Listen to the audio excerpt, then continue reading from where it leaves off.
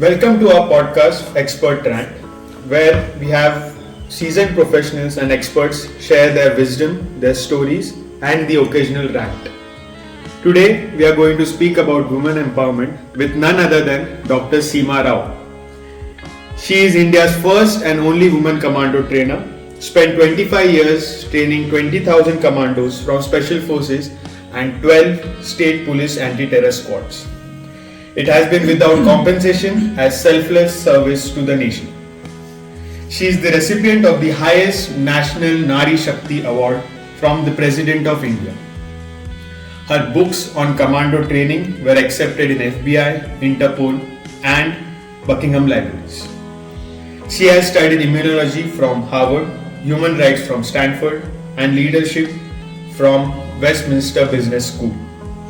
A 10-time TEDx speaker, a Mrs. India World runner-up, Seema ma'am is an inspiration to crores of women worldwide as an epitome of empowerment to shatter the gender barrier and achieve maximum potential. She is extremely popular. Forbes has ranked her number 6 in women power, listed as one of 14 most influential women in the world of BBC.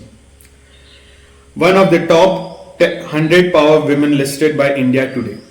Dr. Seema Rao is aptly called India's Wonder Woman.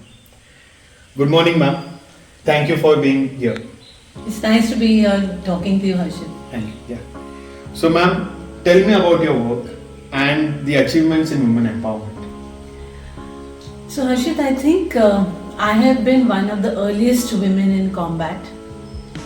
Apart from that, I think I inspire women who want to join the armed forces, especially also women to join the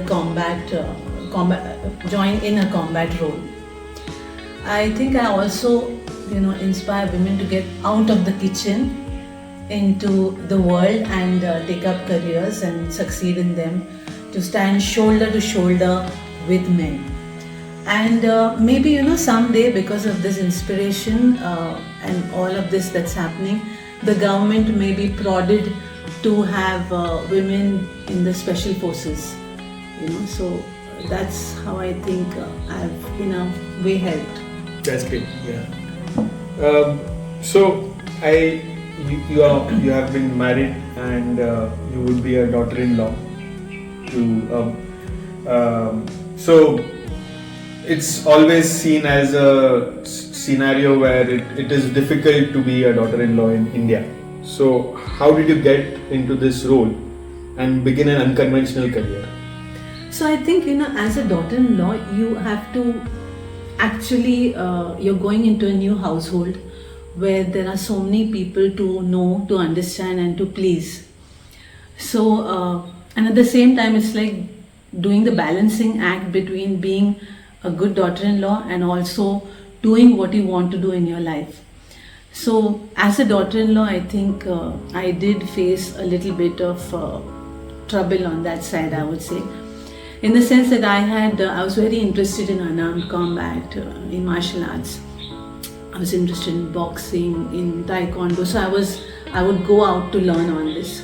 Apart from that, I was also interested in shooting, so I joined a local shooting sports club.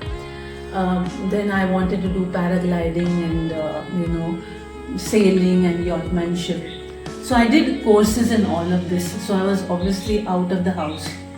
So my mother-in-law in some way felt that I was not doing my duties towards the house. We had a difference of opinion over there. But somewhere you need to draw the line, you need to live your life. It's not going to be easy for a woman, especially if you're in a traditional setup where your mother-in-law believes that you should be leading your life in a certain way. It's not about opposing elders, but it's about trying to find a balance and doing what you have to do.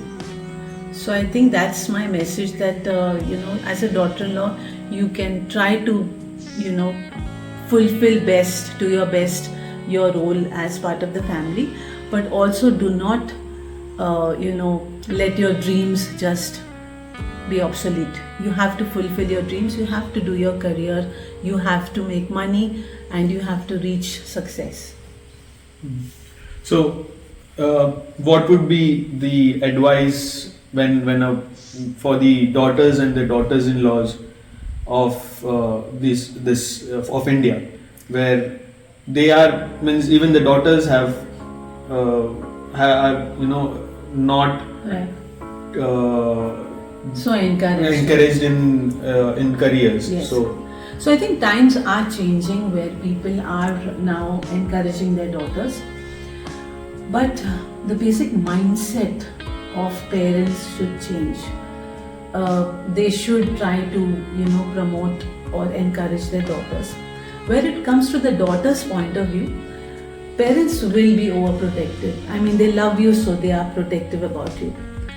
But keeping that in mind, go out into the world, do what you have to do. Like today, women travel cities, travel countries. So I'm sure the parents are constantly worried about the security and whether she's safe. So you in some way need to reassure your parents that you are safe, to take care of yourself, as well as still go out and do what you have to do. So that's from the daughter's point of view to the parents. And as a daughter-in-law, I already mentioned how the approach should be. So your marriage did not come in the way of your career, as in your hubby not object to you joining him in this male-dominated field. No, so you know what? This is very interesting. I think in any relationship, 1 plus 1 should not be 2, but 1 plus 1 should be equal to 11. That's what I always say in my interviews. What I actually mean is that it should be a win-win situation for both. In my case, I was fortunate because my husband Deepak, he did not. He was with me in most of the assignments. Of course, I did assignments alone as well. But he was always the progressive in his mind. So he said, well, you have to do something, you have to do it. So, but it was a win-win situation where I helped him reach his maximum potential and he helped me to reach my maximum potential. And I think every relationship should be like that, where man and woman, once they come together, they must share the responsibilities and they must encourage each other. Hope all these marriages work in that way.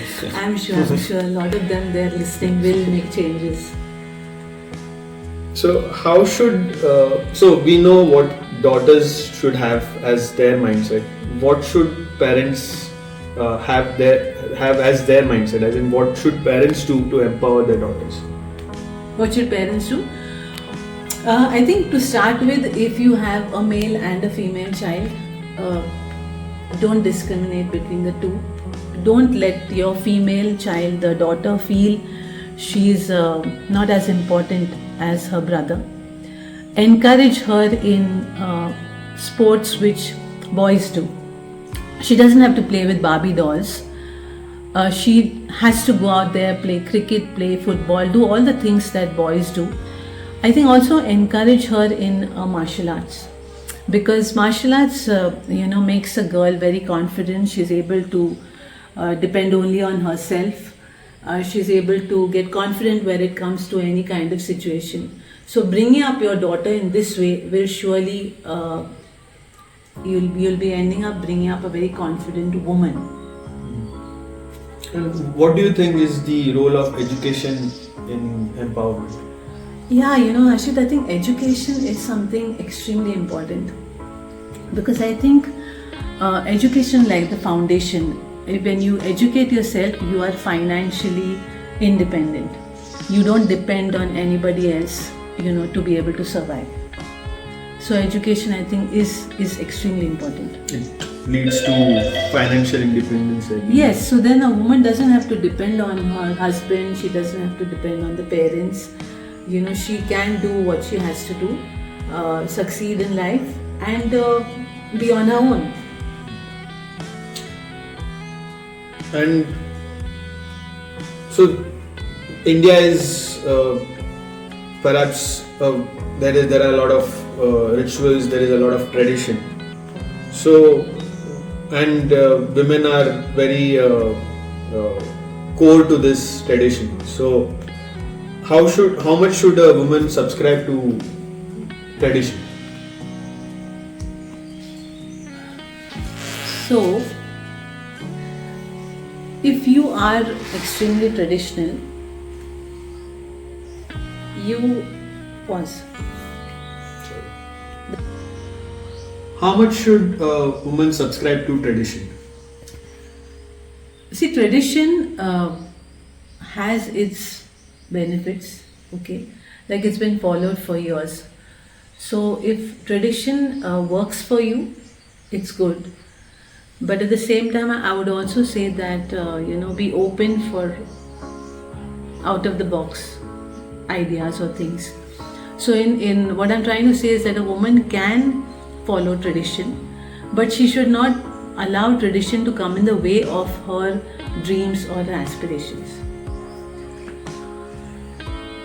Speaking of that, our mothers have gone through a lot of tradition, and they have somewhere perhaps given up their careers, or they have because of whatever reasons that have happened in the past.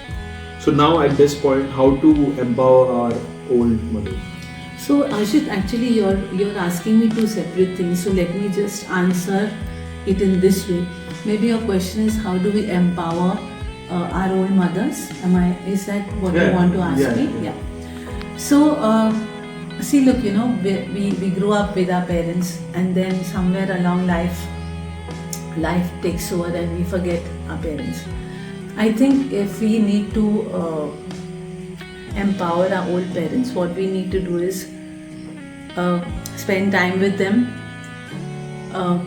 relate to them more deeply, go out with them, and as long as a person lives, he is going to have some dreams and aspirations. So even our old parents have certain dreams and aspirations, and it's important for us to fulfill those. Also, I would say if you want to really empower your parents, what you need to do is let them be financially not dependent upon you. That's really empowering them. Let them not come back to you for their financial, for their needs, day-to-day needs or whatever. And also, I think empowerment is also about if there's a surgery that has to be done or some medical decision that has to be taken. I think we need to make them decide for themselves. I don't think we should be deciding for them, because they need to take a call. We don't need to decide for them. I think in this way we will be truly empowering them. How should women deal with mental health issues or anxiety? This is very common. Yeah, it's very common these days, where women are under a lot of work pressure, and that's why the anxiety is on the rise, as well as mental issues.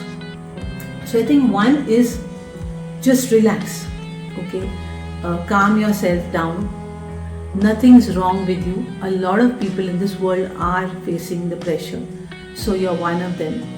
If you don't feel the pressure, you're not going to rise in what you're doing. So understand that the pressure comes along with going up in your career graph. So that's why I would say that if you're very, very anxious and the workload is too much, just take a short break, calm yourself, relax, and then when you come back, you will feel absolutely rejuvenated and you will be ready to take on a lot of tasks. So go easy on yourself when you are anxious. Nothing's wrong with you, but just take a break and get back there. Yeah. And do you think women should join the armed forces? Oh yes, I will say that women should join the armed forces. The reason being that it makes them disciplined and also builds a lot of strength inside them. So in a way, yes, and it's also about doing what they have to do for serving the country. So in a way, yes, I would say that's definitely a good option. And if they don't secure a seat in the armed forces, then what can they do? So if not in the armed forces, then probably in the paramilitary or in the police force. Those are also good options. And so then, if not in the uniformed forces, then what they should do? Okay. Well, then any profession is fine. I mean, they can join the corporate field. They can join government jobs or anything. Something that makes them get good job satisfaction, get financially independent. That. And what would be your advice to the women in 50s? So I think one is women in their 50s, probably by then they have kids, maybe sometimes grandchildren as well. That could be 50s, 60s, whatever. But I think as a woman gets older, she needs to take care of herself and not necessarily just look after the grandchildren or look after the duties of the house, but she needs to, still do what she likes doing. Join a gym, keep fit, go out, meet friends, be a part of a lot of social activities. So don't just get grounded inside your home, but still do what you have to do. Enjoy life, live life fully.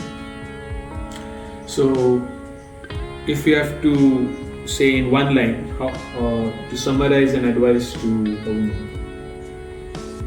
Pause. How should women take care of their personal health and fitness? That's a very important question, Harshit, because health and fitness, I think, are extremely important. When it comes to health, I think having a very good diet.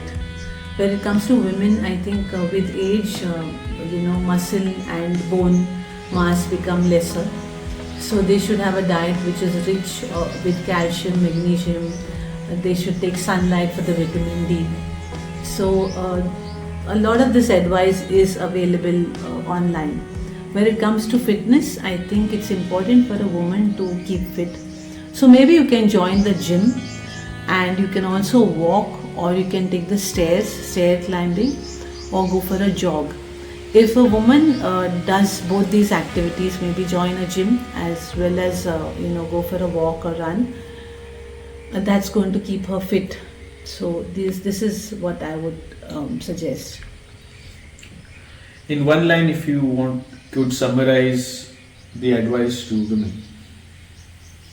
I think the world now belongs to women, in the sense that women need to go out there, fulfill their aspirations, their dreams, and also, obstacles will be there. There will be obstacles that come in your path, but you need to rise above the obstacles. You need to reach your goal.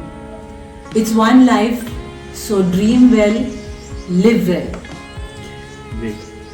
So we are going to have a rapid fire session. Okay. I'm ready. So we'll have quick questions. Okay.